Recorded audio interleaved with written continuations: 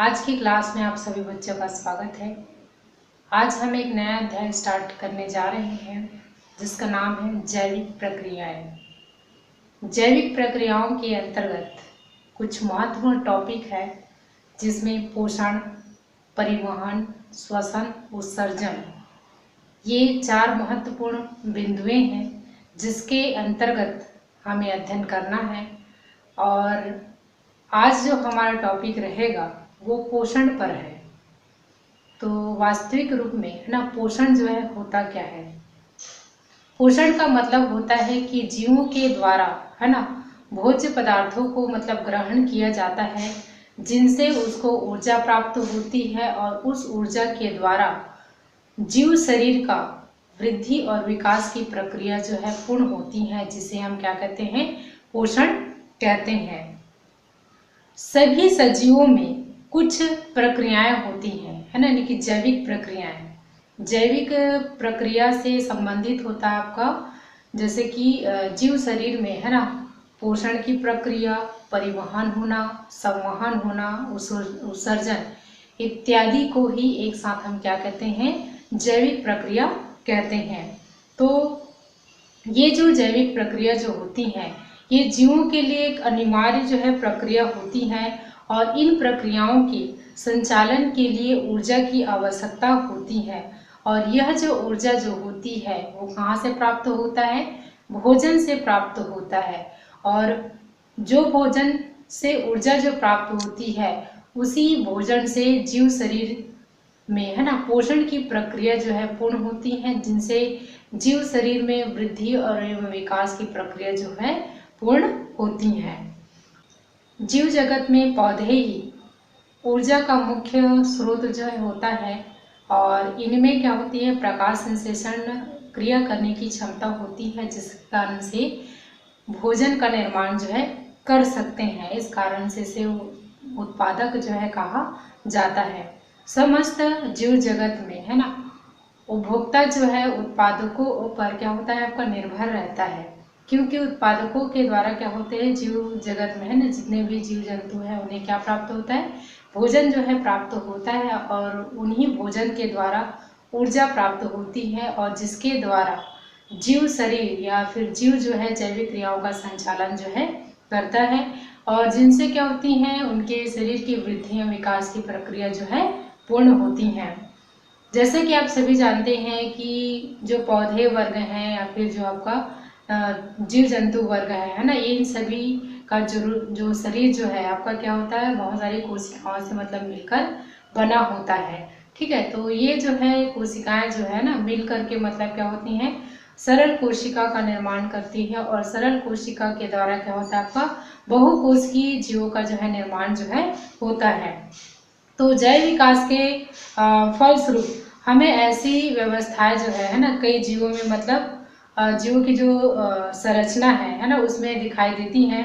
जैसे कि पौधे में क्या होता है? आपका प्रकाश संश्लेषण, परिवहन है ना आदि संबंधित तंत्रों में, तथा हमारे जो शरीर के है ना पाचन तंत्र है, मतलब श्वसन तंत्र है, परिसंचरण तंत्र है, लसिका तंत्र और आपका उत्सर्जन तंत्र, ये सभी जो है मतलब नजर आते हैं।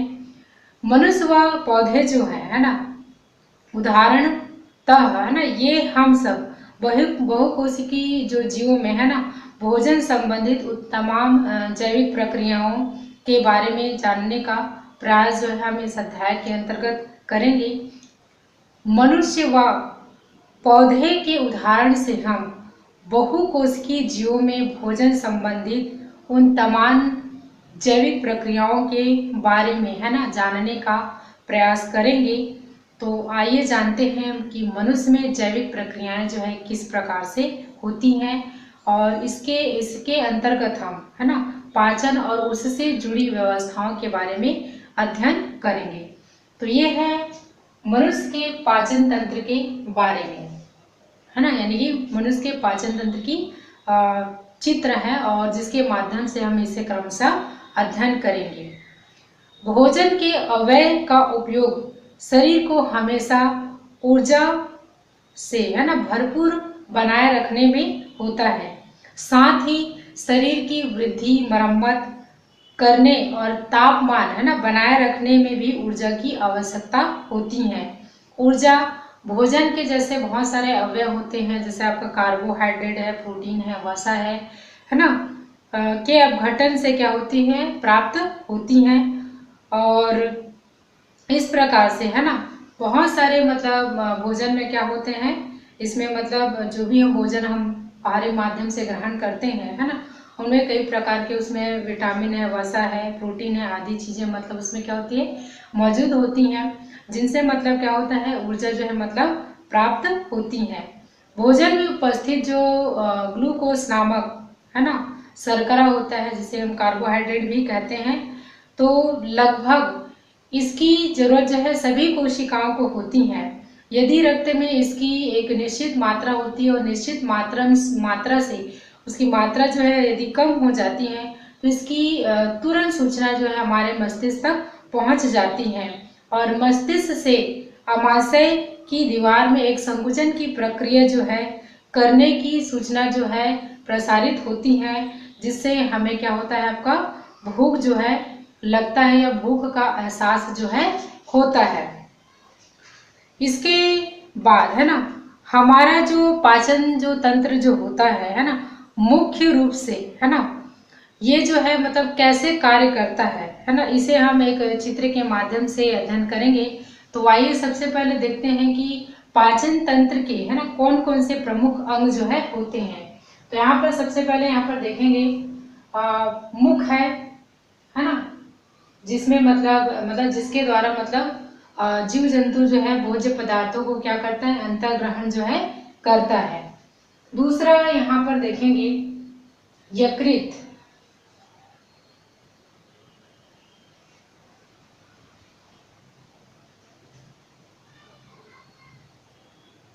पहला जो आता है उसमें मुख है ना, जिसके द्वारा हम भोज्य पदार्थों को क्या करते हैं, अंतर्ग्रहण करते हैं। दूसरा जो होता है आपका आमाशय है ना, यानी कि जो अंतर्ग्रहण क्रिया या जो भोजन जो होता है ना, वह जो है आमाशय में जाकर एकत्रित होता है और यहीं पर ही क्या होता है, भोज्य पदार्थों का पाचन की जो क्रिया जो होती है वह पूर्ण होती है। इसके पश्चात पचा हुआ जो भोजन जो होता है ना, पहले कहाँ जाता है, आपका छोटी आंत में जाता है। छोटी आंत से ये जो है क्या हो जाता है, आपका बड़ी आंत में जाता है और बड़ी आंत है ना के द्वारा है ना जो अशिष्ट भोज्य पदार्थ जो होते हैं है ना, उनका क्या होता है, निष्कासन जो है किया जाता है। तो यहाँ पर देखते हैं कि मुख में है ना क्या हो रहा है, आपका भोज्य पदार्थों का अंतर्ग्रहण की क्रिया, आमाशय जो होता है वो पाचन में मुख्य भूमिका जो है निभाता है। तो यहाँ पर देखेंगे कुछ और विशेष अंग है, जिसमें से आपका क्या आता है, आपका यकृत है ना, यकृत मीन्स लीवर कहते हैं। और इसमें क्या होता है आपका पित्ताशय जो है मतलब क्या होता है, आपका मौजूद होता है, जिसमें मतलब पित्तरस जो है होता है। तो यह भी जो है भोजन के पाचन में क्या करता है, सहायता करता है। इसके अलावा है ना अमाशय की जो दीवार जो होती है ना, उसमें क्या होता है, आपका जठर ग्रंथि जो है पाया जाता है, जिसमें क्या होता है, आपका जठर रस का स्रावण होता है, जो कि भोज्य पदार्थों के पाचन में सहायता करता है। अब यहाँ पर आप लोग देखेंगे कि अमाशय के पास एक मुड़ी हुई नली जो है पाई जाती है ना, ये तो इस नली को क्या बोलते हैं, ग्रहणी जो है कहते हैं। ठीक है, और उसके बाद में देखेंगे कि छोटी आंत है ना, छोटी आंत में क्या आप लोग जानते हैं कि अमाशय में जो पचा हुआ जो भोज्य पदार्थ जो होता है ना, वो पहले कहाँ आता है, आपका छोटी आंत में आता है। और छोटी आंत में भी क्या होता है, मतलब भोज्य पदार्थों का पाचन होता है। और छोटी आंत में कुछ उंगली के समान जो है प्रवर्ध पाए जाते हैं है ना, जिसको क्या कहते हैं, विलाई कहते हैं। क्या कहते हैं, विलाई कहते हैं या क्षुद्रांत जो है कहा जाता है, जिनके माध्यम से क्या होता है, भोज्य पदार्थों का जो है मतलब अवशोषित जो है किया जाता है। तो छोटी आंत में क्या हो रहा है, आपका भोज्य पदार्थों का अवशोषण की जो क्रिया जो होती है वो पूर्ण होती है। इसके पश्चात जो बड़ी आंत है ना, तो बड़ी आंत में आप लोग देखेंगे ये वाला भाग है ना, ये वाला जो भाग जो है आपका क्या कहता है, इलियम कहलाता है। तो यहाँ पर देखेंगे छोटी आंत है ना जो है क्या होता है, बड़ी आंत के जिस भाग से मतलब क्या होता है आपका जुड़ा होता है उस भाग को हम क्या कहते हैं, इलियम कहते हैं। इसके पश्चात जो अपचित जो भोजन जो होता है वो कहाँ जाता है आपका, बड़ी आंत में जाता है। जाने के पश्चात में है ना ये जो है क्या होता है आपका, जो यहाँ पर एक है ना मलाशय होता है जहाँ पर अवशिष्ट पदार्थ जो है क्या होता है एकत्रित हो जाता है और समय अनुसार है ना गुदा द्वार के द्वारा अवशिष्ट पदार्थों को शरीर से जो है बाहर किया जाता है। तो इस प्रकार से मतलब क्या होता है कि जैविक क्रिया जो है ना मनुष्य के शरीर में जो है क्या होता है आपका पूर्ण होता है। इसके पश्चात है ना एक महत्वपूर्ण टॉपिक हम देखते हैं कि जो हम है ना भोजन को क्या करते हैं, ग्रहण करते हैं, तो उस भोजन का पाचन की जो प्रक्रिया जो है किस प्रकार से पूर्ण होती है। तो सबसे पहले हम लोग देखते हैं कि पाचन की जो प्रक्रिया जो होती है ना सर्वप्रथम मुख गुहा से प्रारंभ हो जाती है। कहाँ से प्रारंभ हो जाता है, मुख गुहा से प्रारंभ हो जाता है। तो जैसे कि आप लोग जानते हो कि यहाँ पर है ना ये जो क्या है मुख या मुख गुहा कहलाता है। तो वहां पर आप लोग देखेंगे कि मनुष्य का जो मुख गुहा होता है वहां पर क्या होती है, लार ग्रंथियां जो है पाई जाती हैं। तो लार ग्रंथियां जो है ना क्या होती हैं आपकी, एक आपका सब लिंगल ग्रंथि होता है, सब मैक्सिलरी होता है, एक आपका पैरोटिड ग्लैंड होता है ना। तो ये तीन जो है लार ग्रंथियां जो है मतलब पाई जाती हैं जिनसे मतलब क्या होता है बहुत सारे पाचक एंजाइम जो है मतलब क्या होते हैं उनसे स्रावित होते हैं। और हमारे मुख में जो है ना क्या होता है आपका जो लार जो बनती है उसमें एक प्रकार का एंजाइम पाया जाता है ना जिसको क्या बोलते हैं, टाइलिन, जो भोजन के पाचन में क्या करता है, मदद करता है। तो पाचन की जो प्रक्रिया जो होती है वो हमारे मुख गुहा से ही प्रारंभ हो जाता है। तो जैसे ही हम क्या करते हैं, भोजन को हम ग्रहण करते हैं, तो ग्रहण करने के पश्चात हमारे लार में उपस्थित जो एंजाइम जो होता है उनके द्वारा पाचन की क्रिया जो है प्रारंभ हो जाता है। इसके पश्चात आप लोग देखेंगे है ना यहाँ पर ये फनल के आकृति का, इसके आकृति का, फनल के आकृति का एक रचना दिखाई देता है जिसे हम क्या कहते हैं आपका ग्रसनी कहते हैं। ठीक है, तो ये जो ग्रसनी जो होती है ना किससे जुड़ा होता है, आपका ग्रास नली से जुड़ा होता है।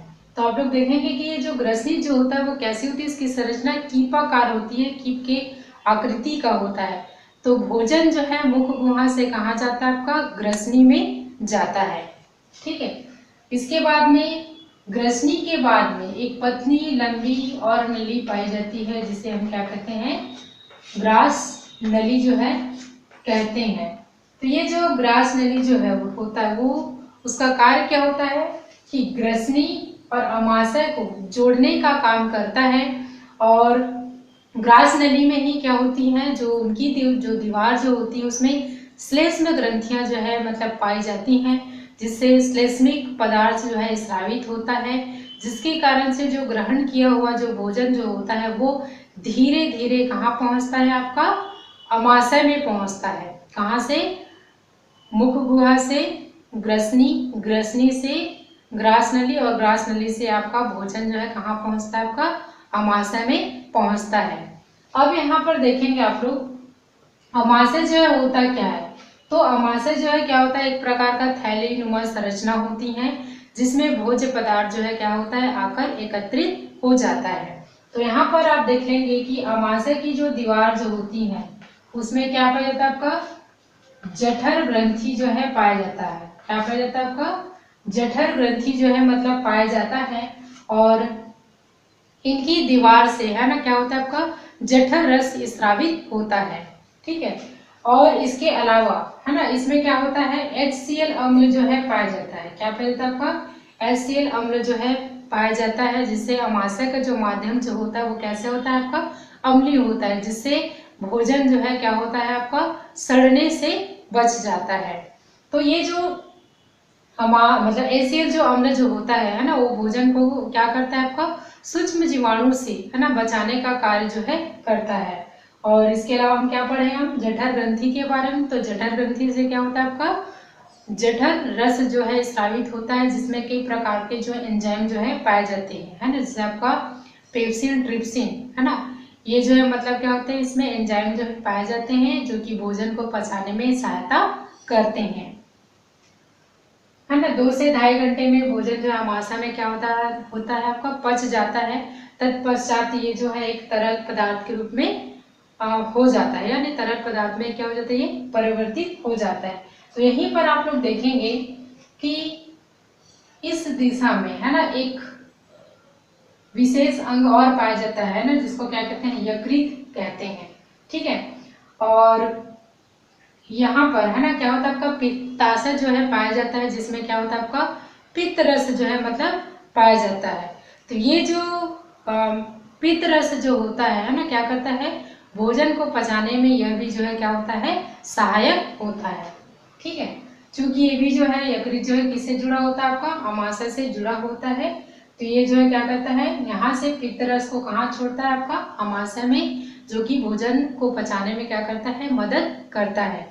उसी प्रकार से आप लोग देखेंगे अमाशय के नीचे एक गुलाबी रंग की संरचना जो है पाई जाती है, जिसको हम क्या बोलते हैं अग्नाशय या फिर पेनक्रियाज जो है कहा जाता है।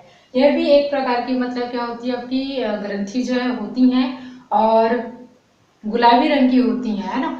तो ये जो है मतलब क्या करती है जो पाचक मतलब क्या होती है इसमें पाचक रस में उपस्थित है ना क्या होता है इसमें सोडियम बाइकार्बोनेट से ये जो है क्या करती है छोटी आंत का माध्यम जो है क्या हो जाता है आपका क्षारी जो है हो जाता है। और इन क्षारी जो माध्यम में है ना पाचक रस के जो एंजाइम जो होते हैं क्या होते हैं आपके क्रियाशील हो जाते हैं, जैसे आपका कार्बोहाइड्रेट है ना वसा प्रोटीन पाचन की जो क्रिया जो होती है ना क्या होती है प्रक्रिया जो होती है वो पूर्ण हो जाती है। तो इस प्रकार से है ना ये जो अग्नाशय जो होता है इसमें भी क्या पाया जाता है आपका अग्नाशी रस जो है मतलब इसमें जो है पाया जाता है, और जिसके द्वारा क्या होता है आपका भोजन का जो है पाचन जो है होता है। इसके अलावा अग्नाशय से प्रमुख इसमें एंजाइम का स्रावण होता है, जिसमें से आपका एमाइलेज है ट्रिप्सिन है लाइपेज है नामक एंजाइम जो है इनसे मतलब स्रावित होते हैं, और इनसे क्रमशः कार्बोहाइड्रेट प्रोटीन और वसा का पाचन जो है होता है। तो इस प्रकार से है ना अग्नाशय जो ग्रंथि जो होती है वो भोजन के पाचन में भी क्या करता है मदद करता है। तो यहाँ से देखेंगे कि जैसे ही पचा हुआ जो भोजन जो होता है ना ये ग्रहणी से होते हुए है ना कहाँ जाता है आपका छोटी आंत में जाता है। तो उसी समय ये जो अग्नाशय में उपस्थित जो मतलब अग्नाशयी रस जो होता है ना वो क्या कर देता है इस है ना छोटी आंत में क्या कर देता है भेज देता है, जिससे वे भोजन को पचाने में क्या करते हैं सहायता करते हैं। तो इस प्रकार से अमाशय के अलावा छोटी आंत में भी क्या होता है भोजन की पाचन की जो क्रिया जो होती है वो पूर्ण होती है, ठीक है। तो यहाँ पर देखेंगे कि छोटी आंत में है ना अब इसके बाद में कौन सा चरण आता है आपका अवशोषण का चरण आता है। तो छोटी आंत में क्या होते हैं छोटे छोटे सूक्ष्मांकुर या फिर विलाई जो है पाए जाते हैं, जिनके माध्यम से है ना क्या होता है आपका पोषक पदार्थों को अवशोषित कर लिया जाता है, और जो इसमें अवशिष्ट जो पदार्थ जो होते हैं उसको बड़ी आंत में पहुंचा दिया जाता है, और बड़ी आंत में मलाशय में जाकर ये अवशिष्ट पदार्थ जो है एकत्रित होते हैं, और समय समय पर इन अवशिष्ट पदार्थों का क्या होता है आपका गुदा द्वार के द्वारा इसको शरीर से बाहर जो है निकाल दिया जाता है। तो इस प्रकार से है ना क्या होती है पाचन की जो क्रिया जो होती है जीव शरीर में पूर्ण होता है, और इन्हीं पाचन क्रिया के द्वारा ही जीव शरीर को क्या मिलता है ऊर्जा प्रदान होता है, और प्राप्त ऊर्जा के द्वारा ही जीव शरीर में क्या होती है आपकी पोषण की जो प्रक्रिया जो होती है वो पूर्ण होती है, जिनसे जीव शरीर में वृद्धि और विकास की जो प्रक्रिया जो होती है वो पूर्ण होती है। धन्यवाद।